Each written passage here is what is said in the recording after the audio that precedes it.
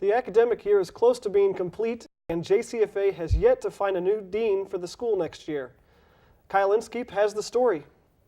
The search for a new JCFA dean continues. According to Vice President for Academic Affairs, Dr. Jamie Comstock, the search for a new dean, which began last fall, did not produce a final hire. The university did extend a job offer to one of the 4 finalists the search committee selected, but the candidate decided not to accept the university's offer. Well, actually, we did make a job offer to one of the 4 candidates, but that candidate chose to reject the offer, not for reasons associated with Butler University or JCFA, but for family reasons. Dr. Comstock recently met with JCFA faculty and staff to discuss the hiring of an interim dean for the 2010-2011 school year. Once an interim dean has been selected, the search process for a permanent JCFA dean will begin.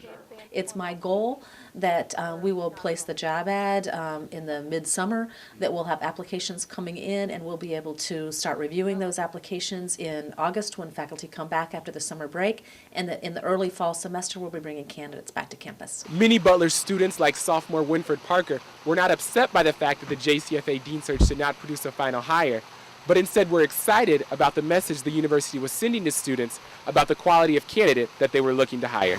I think by extending the search, it clearly states that they're looking for a very qualified candidate. JCFA has a reputation that they want to uphold, and they don't want to just put anybody in the spot just because they need the position to be filled. Dr. Comstock believes that by fall 2011, the university will have a new JCFA dean. For the Butler Beat, I'm Kyle Inskeep. Canadian band Red Umbrella makes a stop at Butler University to perform on their tour. Presented by Coffee House, Red Umbrella kicks off the end of the school year as the last musical performance on campus before summer. With their unique rock sound, the band performed at Starbucks, where students gathered to watch the lively band. In addition to the band's performance, free food was also a highlight. The band will continue their tour in May. The Butler University Theater Department is refusing to fit a mold. Our own Olivia Smiley reports. Lily Hall isn't just a place for music, it's also a place for plays. Welcome!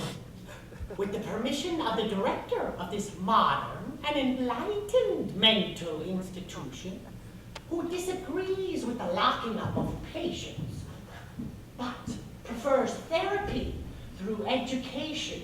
Well, the training was to teach us how to learn to use the masks.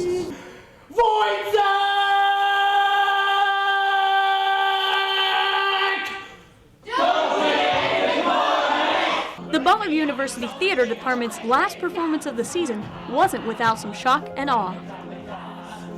Wojciech, directed by guest artist-in-residence Bernardo Ray, tells the story of those living in a mental institution. You're making me dizzy! Stage manager and senior theater major Jessica Conger talks of her experience working with this production. Working with Bernardo has been really great and really interesting. He's got a lot of really great and creative ideas.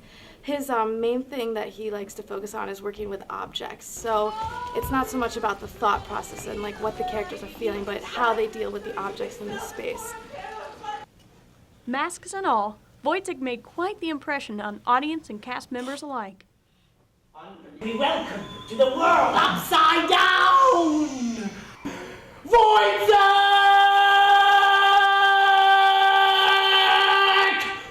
For the Butler Beat, I'm Olivia Smiley. Football has returned to campus. The Butler football team played its annual blue and white scrimmage this past Saturday.